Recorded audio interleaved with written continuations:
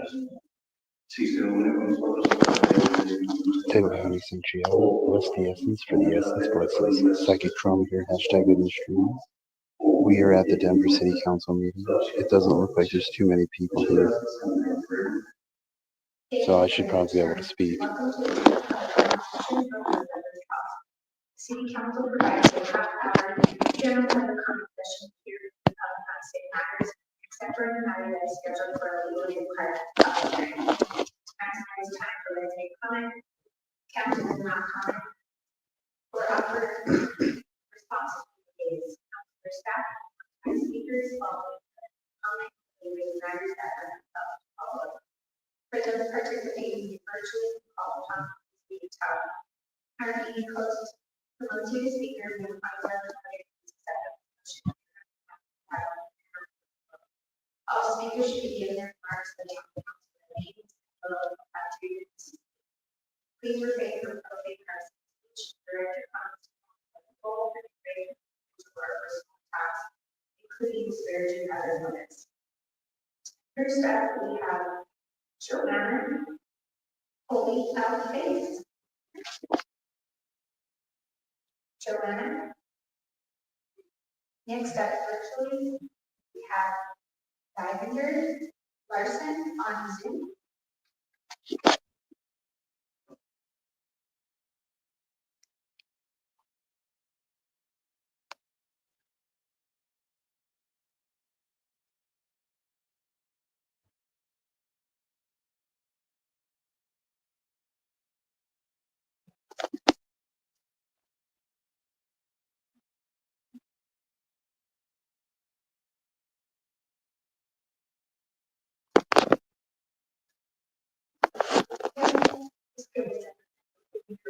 Can you hear me? Yeah, go ahead. Can you hear me? My name is Vivendra Singh Tandul, and I have few businesses in Denver, Colorado, 3990 35th Denver, Colorado, and 3400 North Colorado. Both are convenience stores, and we heard a rumor going around that city of Denver is trying to put a flavor ban on the convenience stores and in the city of Denver. And we know there is always two sides to every issue. And when we try to ask the other store owners or other community members, have anybody heard about this flavor ban? Nobody knows what's going on. And how city council is approaching about this issue.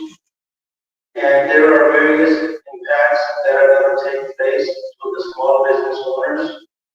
As you guys know, there has already been high wages in the city of Denver as compared to the surrounding cities.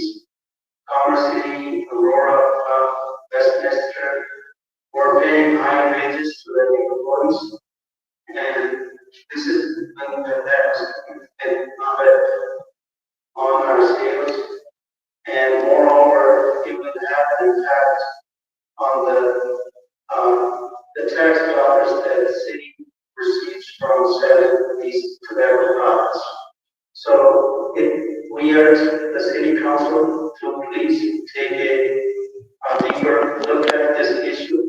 As a small business owner, it's already challenging to operate day-to-day operations, and we would like to that the city council is able to hear from their small business owner community, who is, our small business owners in the city of Denver, and they have worked very hard to establish small businesses. And as you guys know, small business owners are the backbone of every community throughout the U.S. And please rethink on banning, tobacco in the city of Denver, as people will look to other cities and buy city products that will not be allowed to sell. And I know the city have introduced cigarette business, which, you know,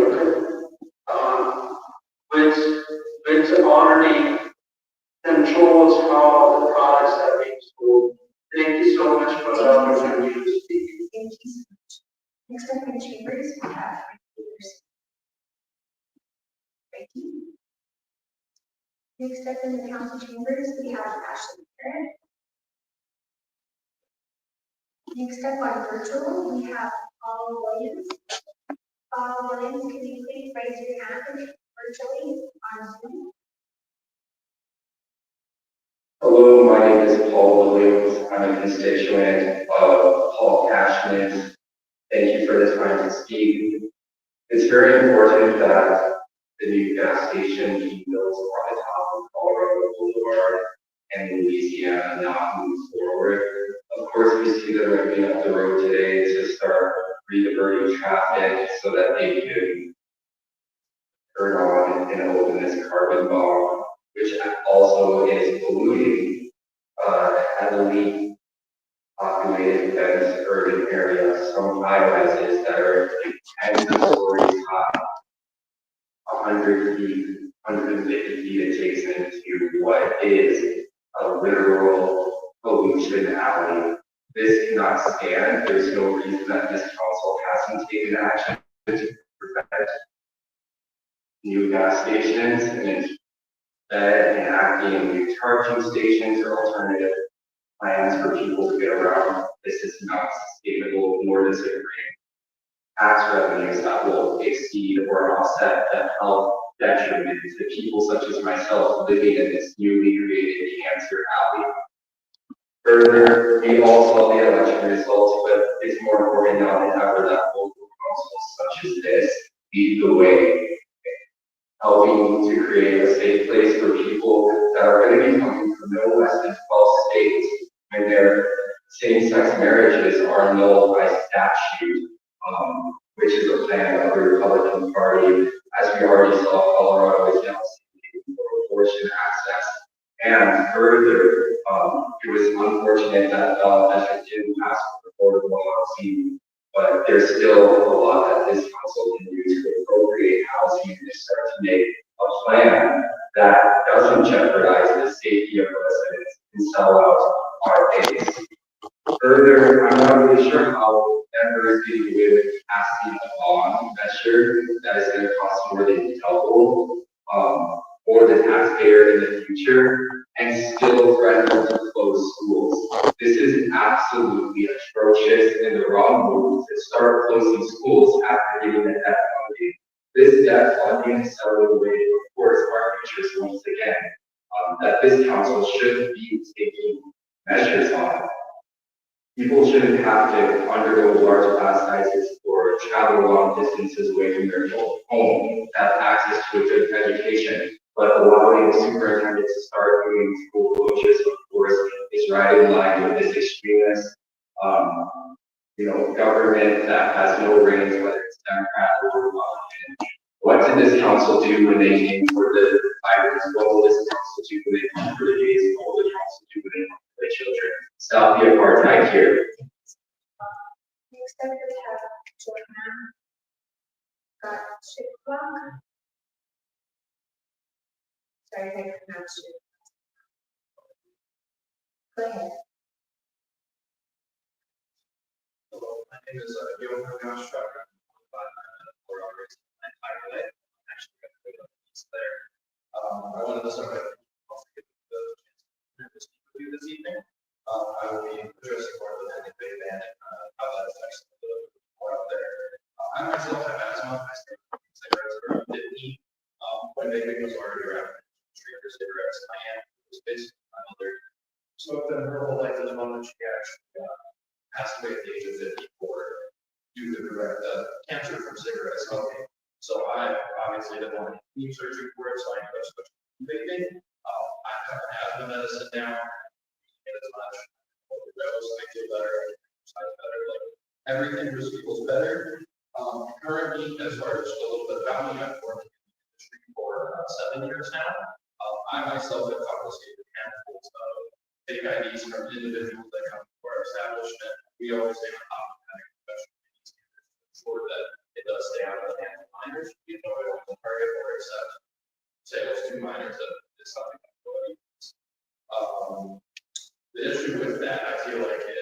there's so many places that do sell these products, and having such a wide spectrum, it's very hard to watch the sale and to monitor things like IDs. So I think some better things for reform instead of just your opinion as a whole, would be either implement laws where these types of products can be sold to these people such as myself. I've been in the industry 7 years and I've always had to sell to a minor. Keep it to those people who are actually responsible enough to ensure that it stays there for adults as a safer alternative. And then I just for example, like at one of my locations, I know the 7-Eleven had lost their nicotine license, their tobacco license, because they were caught minors too many times. They didn't have it 3 or 4 times. Now they have it again, so maybe even implementing further severe punishments or repercussions for those who have been caught, especially multiple times with infractions like that. And then in the case of, you know, if the minor does somehow if they are caught, and the school system, we implement more of an education system for them, so something for them and their parents, like, if you get a speeding ticket, sometimes you know the lesson your sentence by doing a state private. So maybe doing something like that with you and saying, hey, you know, we caught this, we don't want financially push you on burden, especially because people are a little bit more financially not as well off. So maybe provide them education, other methods, this is what could happen if you just keep doing it, any type of tobacco and broadening that spectrum. So it's not just vaping, cigarettes or vape. These are all of the things that can happen. Provide just safer methods of education. I feel like educating the community really and isolating where they can get it from it and provide it would be a very fortunate solution. But thank you for having me here. Appreciate it. Thank you so much. Next up, we have Cody. Cody, up, please. Cody. Next up, we have Susan Derula. Susan. Next up, we have Terry Richardson.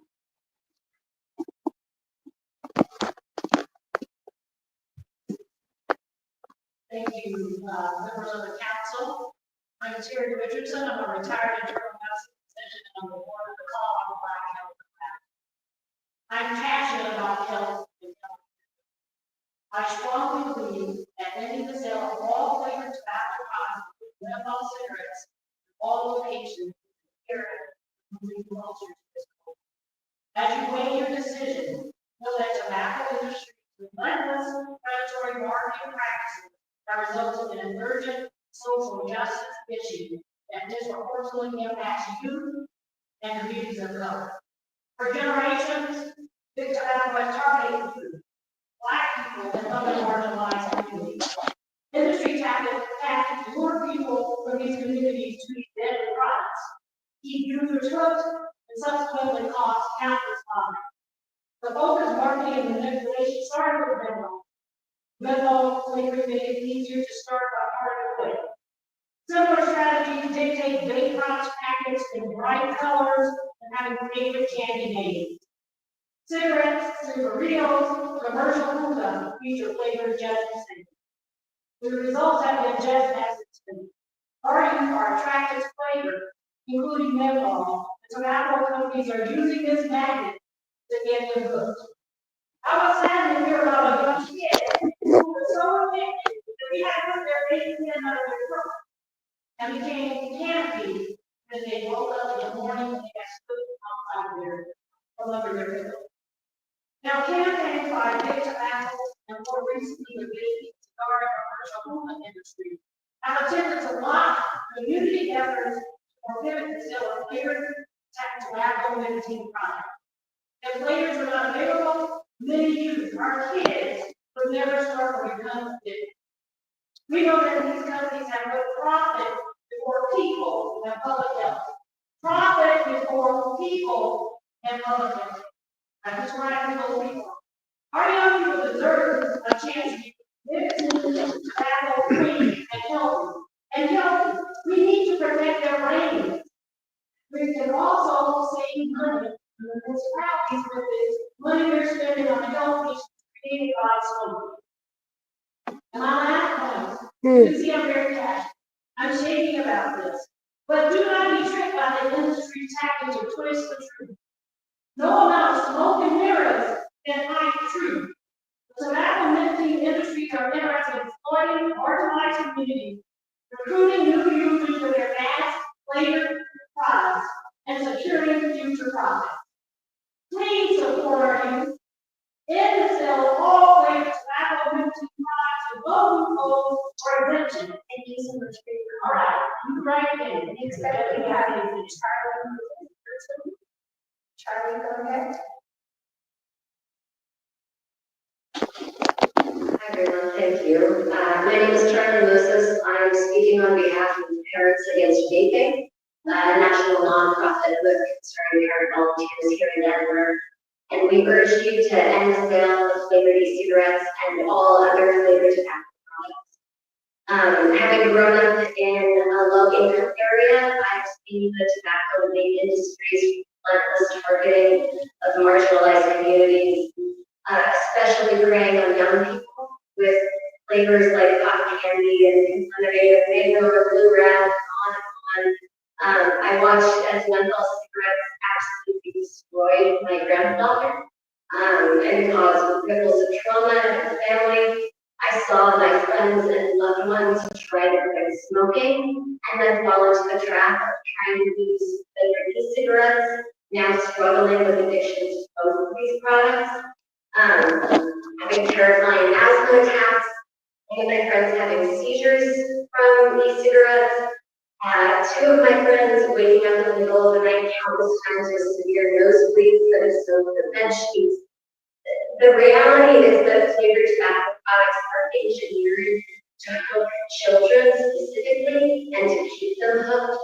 Many, I was only 10 years old when I was introduced to tobacco with really easy access through convenience stores and older friends. I've witnessed firsthand how generations are repeatedly targeted, exploited, and then addicted by this industry, and it's exhausting. And like Dr. Richardson said, it's a public health crisis. This isn't just my story, this is the story of countless families and youth and children and people in Denver. Flavored tobacco products have no purpose but to lure young people, keep them hooked, fueling an addiction that fills the pockets of these billion-dollar corporations at the expense of people's lives. So please, we ask you prioritize the well-being of Denver's kids, all people in Denver, and not the profit margin of the industry that thrives on addiction. Thank you so much for your time. Thank you. Next up, we have Kevin.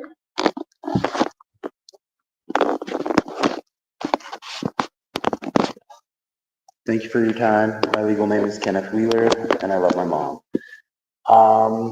So I just wanted to talk about how Donald Trump has been elected president, and all the news says that Donald Trump, or not the American news, several foreign media say that Donald Trump is a pro-peace administration and a pro-peace president. And I've been thinking about that often, and I wonder how far and how long this pro-peace is going to last. For the past 4 years, the current administration has been talking about how America will be at war with China in 2025. Well, hopefully and thankfully, that doesn't happen. And hopefully, it doesn't happen ever. I know that I personally repeated the current administration's verbiage about going to war with China. I personally don't believe America should be going to war with anybody, nor should we be funding any war or any conflict. Hopefully, President Trump stays true to his word, and the foreign governments that have been formed that the pro-war administration is leaving and the pro-peace administration is coming in stands valid. That hopefully these forever wars will end, hopefully once and for all.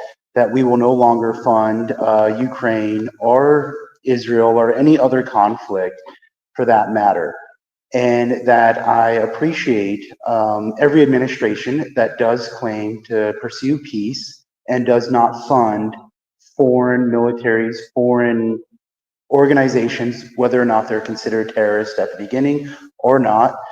And that I really hope that the current administration does not pull any illegal activity or harm against America to get us into war with China.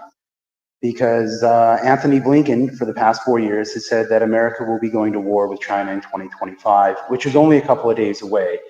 And personally, I feel that war with China is irrelevant and wrong, and that we should not be escalating this, and that I hope President Trump stays true to his pro-peace agenda, and that pro-peace agenda spreads throughout our entire map and every following administration.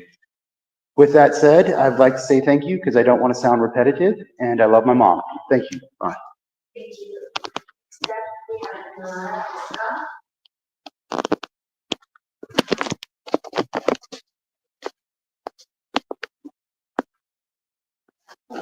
Good evening, my name is Nara Scott, and I'm a resident of Denver. I'm also a mother of 2 children, a son and a daughter, who are students at UPS. As I was thinking about the comments that I wanted to make tonight, I thought about data and scientific facts that I could present that would undergird my statement. But then I realized that this issue is about something much more profound than the right of a business to be able to sell a product that has been shown and proven to be highly addictive, nicotine. And I want us to not allow this fact to include us, that that's what we're discussing tonight, nicotine. It is a drug, and it is highly addictive and informed.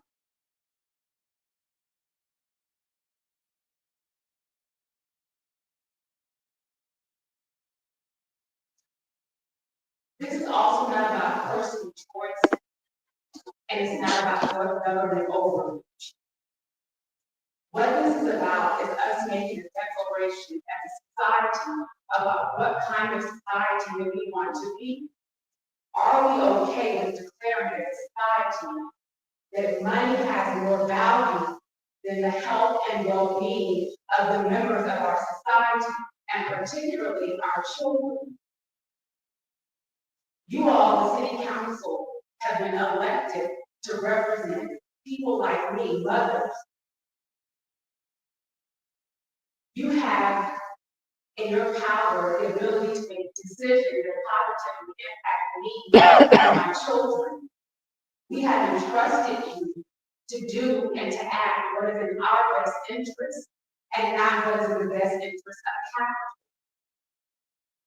While I recognize it is my full responsibility, or my primary responsibility as a mother, to teach my children about the dangers of nicotine and the harms that are associated with vaping, it is not a task that I bear the responsibility alone. We are a society. We are a collective. And so instead of enabling our youth to engage in self-destructive behaviors, we should be, as a collective, as a society, providing them with healthy tools to combat the stress and pressures that lead to them wanting to pick up an e-cigarette in the first place. I thank you for your time and your consideration. I hope you guys will act and do the right thing. Thank you. Next up, we have item number 20.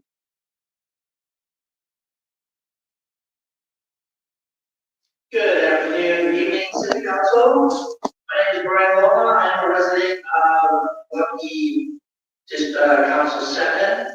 I am reaching out today. Wish you all a happy Colorado Recycles. I don't know about you, but I'm not so excited about Colorado Recycling Week for the city and county of Denver right now. The idea that our trash trucks and our hauling equipment get 2.5 miles per gallon, while the federal government is offering tens of billions of dollars for electric fleets. And while we switch to bi-weekly recycling pickup, there is no word whether our community is applying for these electrified trucks. There was LinkedIn that just did it a couple weeks ago, and announced that their entire fleet is zero emission electric vehicles for waste hauling. We can do better. You know, we've tried to do better. We set up the waste no more regulation before approved by 71% of the water approval, and yet we're not enacting those regulations. The city agencies are waiting for the mayor to make some movement. And the committee, we had this conversation, we set timelines, timetables, and we anticipated that in April or roughly April this year, y'all would have passed those change dates and moved the process forward.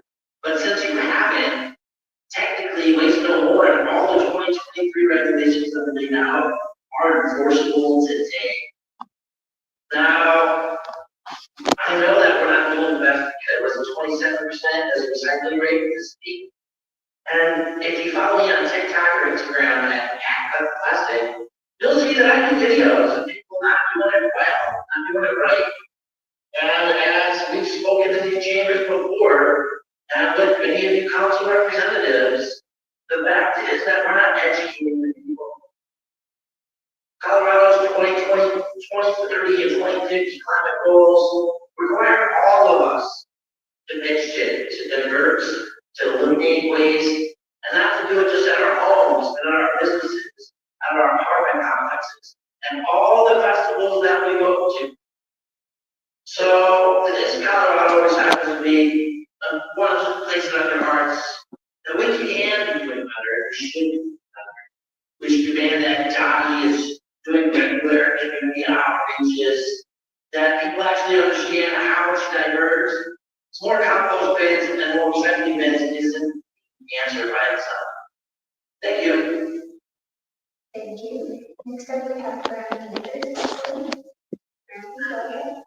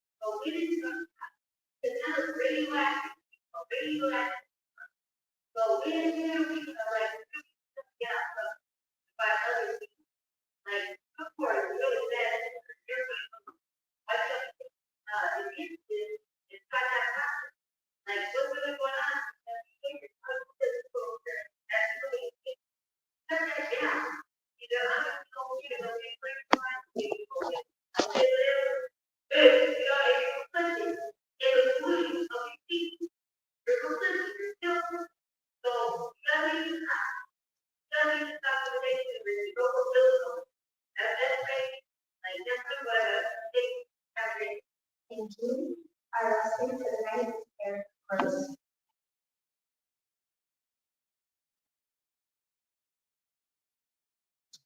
Hello, council members, and the ones that decided to come today, I suppose. We've seen a lot of crazy stuff happen lately, things that a lot of people didn't expect, but I don't know what everyone expected after what this country has become, and things that we see even in the city. Yesterday, spent hours outside on the feed and try to clothe hundreds of people that are struggling as it gets colder, as it snows, that have mental health issues, that have addiction issues, that don't have anywhere to go, don't have a lot of hope except for what we can provide with our free time. And the rest of my free time is spent in agony, watching what we are doing and where our money is going. Today, our president's 30-day deadline on Israel to approve the conditions in Gaza expired. What he did in celebration of that was welcome the president of Israel, tell him we will always support them, but not doing anything wrong. This is going to continue for as long as everyone does it. When Trump comes into office, everyone's going to have to look inward and say, why didn't we do anything? It's going to get worse. The things they're doing here, they are carrying in a very real way, threatening to bring to our shores and to our city. And the migrants that are here, DACA recipients, they're all going to be under threat. And the tactics that we have seen, the repression, the media coverage is all going to be pointed at all of us. And everyone here, everyone in the city, everyone in the state is partly responsible. According to Jewish Virtual Library, which is a very comprehensive resource for everything related to the Holocaust, anti-Semitism, Zionism, anti-Zionism, reports that, and I'm going to replace the word genocide because that's the only thing that anyone should be thinking of when we say the word Israel. Genocide in Colorado, 2023, for almost $55 million. It was almost 8% higher than the prior year. Total exports are over $1 billion. That's all going to occupation. We have appointees that are going to come into office, like Marco Rubio and Mike Huckabee, just announced in the last 24 hours instead of cabinet decision, who say things like occupation doesn't exist, the West Bank doesn't exist. It is Judea and Samaria. It already belongs to Israel. We are the 28th largest trade partner with genocide. Our military contracts since 2015 were $18 million to genocide. It will continue. Thank you so much, Eric, for your. And we will keep coming. That concludes our general competition.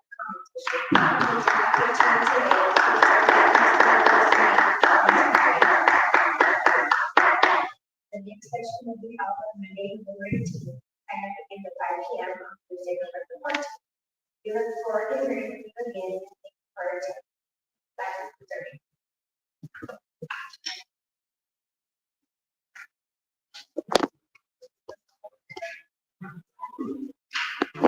Well, that's it. I am starving. I am so hungry right now.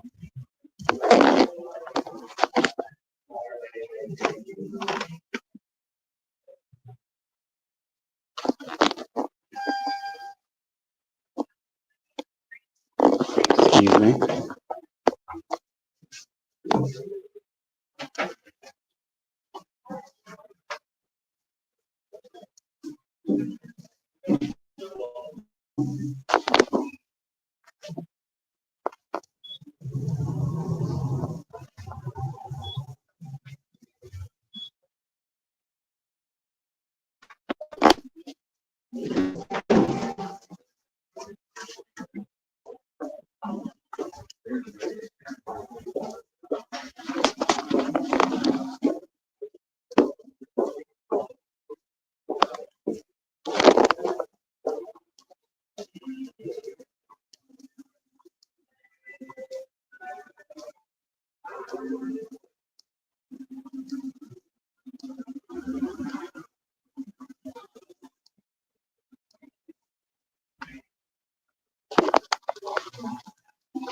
Y'all have fun. All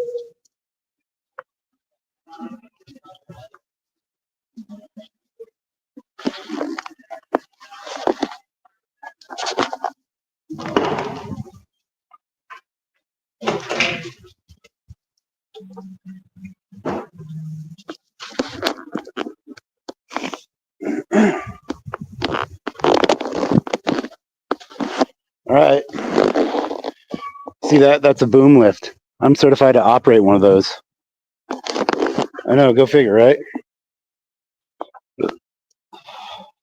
All right. We're getting on the scooter. We're going home. We got a turkey dinner in the oven. We just got to turn it up. So, yeah. Peace. Love you.